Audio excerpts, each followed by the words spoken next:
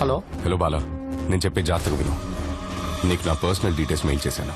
ec.government.in కెళ్ళి form number 20D MLA nomination form ని download చేసి ప్రింట్అవుట్ తీసుకొని మల్కాజ్గిరి ఇండిపెండెంట్ ఎమ్మెల్యేగా నేను నామినేషన్ వేస్తున్నట్టు పేపర్స్ ఫిల్ చేయి. సార్ మన పక్కన ఉన్న కాన్స్టిట్యున్సీలో మన గురించి ఏమనుకుంటున్నారు? మంచిగానే మాట్లాడుకుంటారు సార్. అయితే ఇంకో ఫామ్ డౌన్లోడ్ చేయి, అక్కడి నుంచి కూడా మనం పోటీ చేద్దాం. ఒక క్యాండిడేట్ 2 చోట్ల నుంచి పోటీ చేయొచ్చు, తెలుసు కదా బాలా? ఇంకా బయలుదేరలా. ఫామ్ తీసుకొని మన జోనల్ ఆఫీస్కి వచ్చేసి ఫ్రంట్ డోర్ నుంచి కాదు, బ్యాక్ డోర్ నుంచి. Okay sir, okay.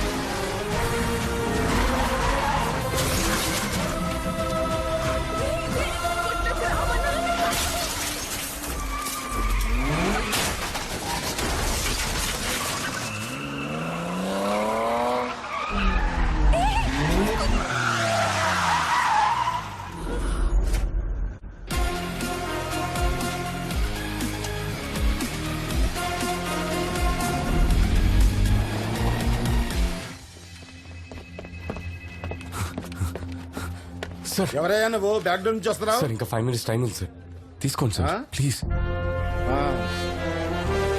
Aadhaar 4th card, page లో ఉంది సార్. స్థానికులు సంతకాలు, 8th పేజ్ లో ఉంది sir. Documents okay. Thank you sir.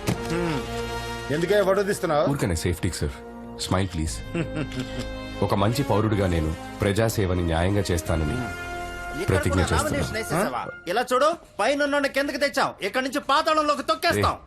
నేను ఒకటి చెప్పనా? ఏంటి? ఒకటి ముందుకు వస్తే ఇంకోటి వెనక్కి వెళ్తుంది. ఏంటది? ఇది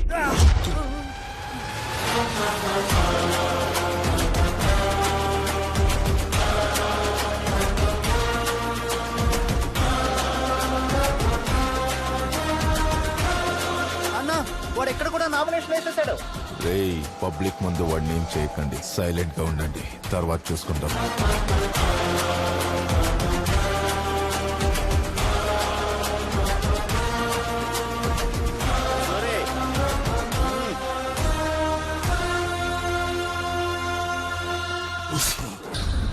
అన్నా, కన్నా వాడిని పొడి చేశాడు.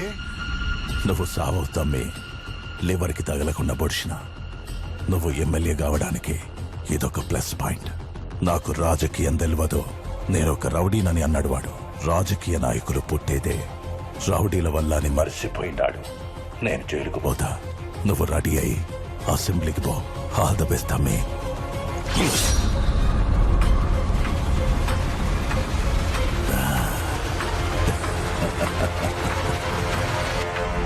అమ్మో, ట్యూషన్ మాస్టర్ ని పొడిచారంట. ట్యూషన్ మాస్టర్ ని పొడి చేశారంటమ్మా. ట్యూషన్ మాస్టర్ ని కత్తితో పొడిచేసిందంట. గానీ ఎమ్మెల్యేకి పోటీ చేస్తుండే కదా, గనకే పొడిచిరు. అయ్యో, మన ఓట్లు ట్యూషన్ మాస్టర్ కే వేద్దాం. రాష్ట్ర శాసనసభ ఎన్నికలకు నామినేషన్ వేయడానికి ఈ రోజు చివరి రోజు కావడంతో మల్కాజ్గిరి మరియు మేడ్చల్ నియోజకవర్గం నుండి నామినేషన్ వేయడానికి వచ్చిన ఇండిపెండెంట్ అభ్యర్థి విజయరాఘవన్ని రూలింగ్ పార్టీ అభ్యర్థులు కొందరు కత్తితో పొడిచి చంపబోయారు. వాణ్ణలాగే వదిలేసుంటే ఒక కాన్స్టిట్యున్సీలోనే నిల్చునేవాడు. ఇప్పుడు 2 కాన్స్టిట్యున్సీల్లో నిల్చున్నాడు. క్యాండిడేట్ అయ్యాక వాణ్ణి పొడిచారు. ఇప్పుడు మీడియా మన పార్టీని వదులుతుందా? ఎలక్షన్ టైం, రిజల్ట్స్ వచ్చే వరకు కొంచెం తగ్గుండు. ఎలక్షన్ రిజల్ట్ వచ్చే వరకే వాడు ప్రాణాలతో ఉంటాడు సీఎం గారు, మీరు భయపడకండి. రాష్ట్ర అసెంబ్లీలో గల 119 నియోజకవర్గ స్థానాలకు ఈ రోజు తెల్లవారుజాము నుండి పోలింగ్ మొదలైంది. ప్రజలు ఎంతో ఉత్సాహంగా తమ ఓటు హక్కును వినియోగించుకుంటున్నారు. ఈ రోజు సాయంత్రానికి 70 నుంచి 75% ఓటింగ్ నమోదు కావచ్చని ఓ అంచనా. ఈ శాసనసభ ఎన్నికల ఫలితాలను కౌంటింగ్ అనంతరం వచ్చే వారం వెల్లడిస్తామని ఈసీ తెలియజేశారు. ఏ అరుణ్ కుమారి, నీ కొడుకు ఎక్కడ దాక్కున్నాడు? మీ ఇద్దరిని లేపేయమని ఆర్డర్. వేరే వాళ్ళకి అప్పు చెప్తే సగంలో వదిలేస్తారని నేనే వచ్చా.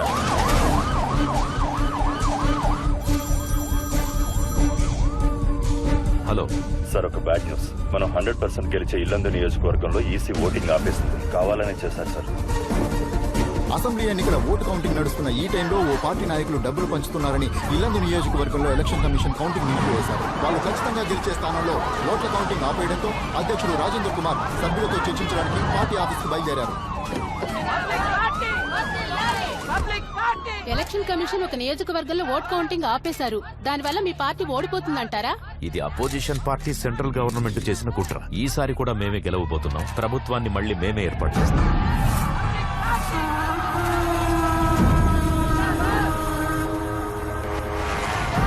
షాద్నగర్, ధర్మపురి, కొత్తగూడ, నగరికల్లలో 13 సీట్లలో వెనుకంజలో ఉన్నాయి సార్. కౌంటింగ్ స్టాటిస్టిక్స్ లో 2 పార్టీలు ఈక్వల్ సీట్స్ గెలుస్తారని వచ్చింది సార్.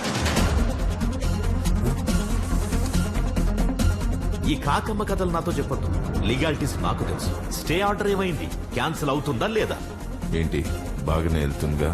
ఇప్పటిదాకా బానే వెళ్ళింది, కానీ 25 నియోజకవర్గాల్లో అపోజిషన్ వాళ్ళకి ఓట్లు ఎక్కువ వచ్చాయి. ఇదే కంటిన్యూ అయితే ఆ 25 ప్లేసెస్ లో వాళ్ళ క్యాండిడేట్స్ గెలుస్తారు. మనకు 100 సీట్లు వస్తాయనుకున్నాం, కానీ ఇద్దరికి సేమ్ వచ్చేలా ఉన్నాయి. ఇద్దరికి సేమ్ సీట్స్ వస్తాయి. గవర్నమెంట్ ఎవరూ ఫామ్ చేయలేరు. మనం 58 లీడ్ లో ఉన్నాం, వాళ్ళు 58 లీడ్ లో ఉన్నారు. ఒక నియోజకవర్గంలో కౌంటింగ్ ఆపేశారు. ఇప్పుడు మిగతా 2 చోట్ల గెలిచిన వాళ్ళ సపోర్ట్ మనకు కావాలి. అప్పుడే మనం గవర్నమెంట్ ని ఫామ్ చేయగలం. వెంటనే ఆ గెలిచే ఇద్దరిని మన వైపుకి తెచ్చుకోవాలి. ఎవరు వాళ్ళు? విజయ్ రాఘవన్. ఉత్కంఠంగా జరుగుతున్న కౌంటింగ్ లో ఇండిపెండెంట్ గా పోటీ చేసిన 145వ ward ex corporator Vijaya Raghavan తను పోటీ చేసిన 2 స్థానాలలోనూ ముందంజలో ఉన్నారు. విజయ రాఘవన్ తో పోటీ పడుతున్న 2 పార్టీల ప్రత్యర్థులకు కనీసం డిపాజిట్లు కూడా రావడం లేదంటే విజయ రాఘవన్ కి ప్రజలలో ఆదరణ ఎలా ఉందన్నది మనకు అర్థమవుతుంది. ఎలక్షన్స్ లో పోటీ చేస్తున్న 2 పెద్ద పార్టీలు మెజారిటీని సాధించలేకపోతున్న సూర్య నుంచుంటే మీరు కూర్చుంటారా? రండి. అయోమయానికి గురి. ఇంచుమించు విజయాన్ని ఖరారు చేసుకున్న విజయ రాఘవన్ ఇప్పుడు ఏ పార్టీకి తన మద్దతిస్తాడన్నది మనం వేచి చూడాలి. మనం అతన్ని కన్విన్స్ చేసే లోపే అపోజిషన్ వాళ్ళు కన్విన్స్ చేయడానికి ట్రై చేశారేమో. ఒకసారి మన వాళ్ళతో ఫోన్ చేయించి చెక్ చేయించు. సార్, విజయ రాఘవన్ కి ఫోన్ ట్రై చేస్తున్నారు సార్. ఆల్రెడీ వాళ్ళు విజయ రాఘవన్ కి ఫోన్ చేశారంట సార్, కానీ తను పిక్ చేయలేదంట. మెజార్టీ రాని ఎలక్షన్ అని మీడియాలో న్యూస్ వస్తుంది సార్. గవర్నర్ టేక్ ఓవర్ చేస్తారని హెడ్లైన్స్ వస్తున్నాయి sir. Prime minister governor phone లో మాట్లాడుకున్నారు. గవర్నర్ చేతికి రూల్ వెళ్ళకూడదు, అపోజిషన్ కి పవర్ వెళ్ళకూడదు.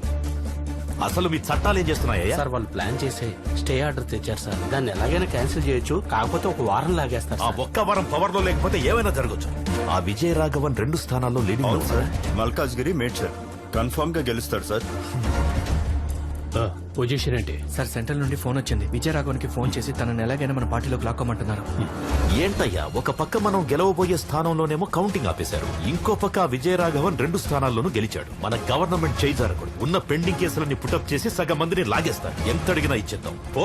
పోయి ఆ విజయ రాఘవన్ తో డీల్ మాట్లాడు. నేను ఇన్ని సంవత్సరాలు బయటికి రాకపోవడానికి కారణం సూర్యకిరణాలు తగిలి నా శరీరం మండుతుందని కాదు. నా శరీరానికి తగిలిన గాయం కన్నా నా గుండెకి తగిలిన పెద్ద గాయం ఏంటంటే ఈ ఊరికి నేనేం చేయలేకపోయానే అని. నా ఆశయాన్ని నువ్వు నెరవేరుస్తావని నేనింకా ప్రాణాలతో ఉన్నానురా. నేను పబ్లిక్ పార్టీ కోశాధికారిని మాట్లాడుతున్నాను తమ్ముడు. 2 నియోజకవర్గాల్లో గెలిచారు. కంగ్రాచులేషన్స్. మీకు 30 సీట్ పంపిస్తాం. క్యాష్ అయినా ఓకే, లేదా ఏ సిటీలో ఏ బ్యాంక్ అయినా ఓకే. మా పార్టీకి మీ సపోర్ట్ కావాలి. 30 కాదంటే 40, 50 అయినా పర్లేదు. ఓకేనా తమ్ముడు? ఇప్పుడు 50 తీసుకోండి. గవర్నమెంట్ ఫామ్ చేసాక ఇంకో 50 ఇస్తాం. మొత్తం 100 కోట్లు. ఓకేనా? మీరు చెప్పేది మెసేజ్లు పెట్టండి.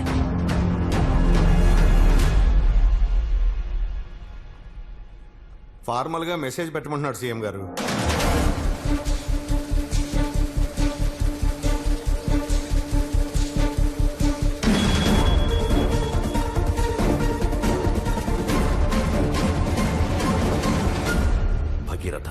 అతనికి మన పార్టీ వాళ్ళకేవో గొడవలున్నాయని చెప్పావు, అందుకే అతను రాజకీయాల్లోకి వచ్చాడన్నావు. ఇంతకేంటా గొడవ?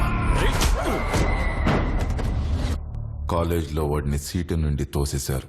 ఆహా, అప్పుడు ఆ సీట్ నుంచి తోసేశారని ఇప్పుడు ఏ సీట్ అడుగుతున్నాడు తెలుసా? సీఎం సీట్ అడుగుతున్నాడు.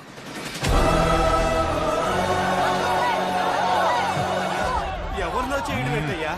మీరేనయ్యా మా సీఎం. పొజిషన్ లో గెలిచిన వాళ్ళలో 5 లేపేమంటారా?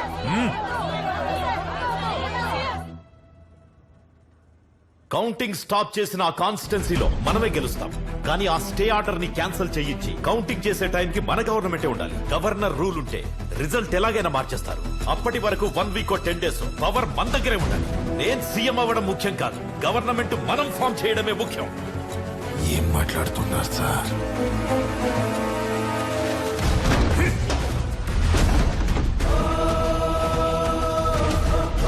ఆపోజిట్ వల్ల అతనికి సీఎం పోస్ట్ చేస్తున్నారట.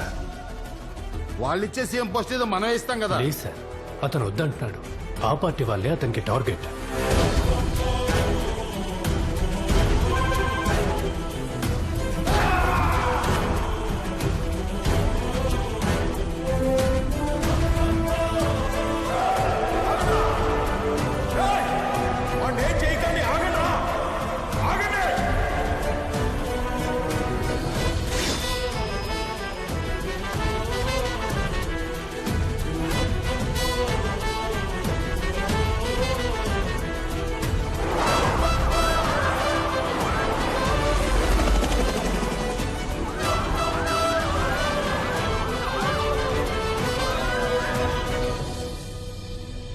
అమ్మా బయటికి రామ్మా.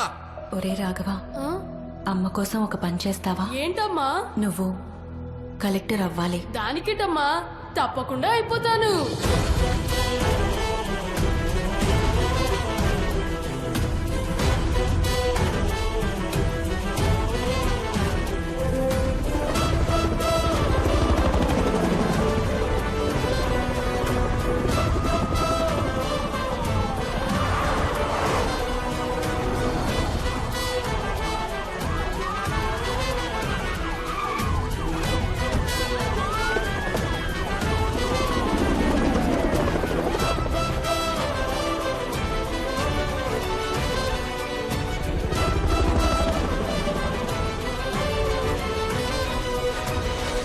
చేసిన తప్పులన్నిటికీ ఈ రోజు ముగింపు దొరకబోతుంది. వదలను నిన్ను, ఇంచు ఇంచు లెక్క తేలుస్తా. Arrest him.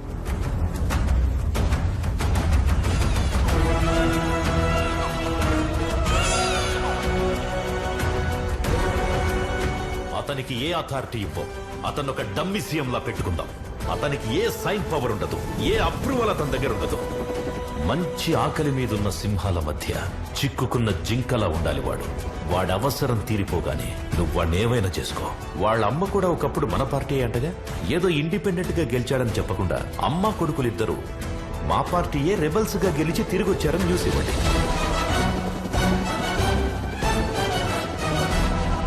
ఏంటి మిస్టర్ భగీరథ, నీకు బాగా తెలిసినవాడేగా, ఇంత దూరం తెచ్చుకున్నావు? సింపుల్ వ్యక్తే కదా. చూడ్డానికి సింపుల్ గానే ఉంటాడు, కానీ ఊడుము పట్టుకుంటే అస్సలు వదలడు. మామూలుడు కాదు, సాధించకుండా ఏది వదిలిపెట్టాడు. మహా ముదురువాడు. ఇక్కడికే వస్తున్నాడుగా, మీకే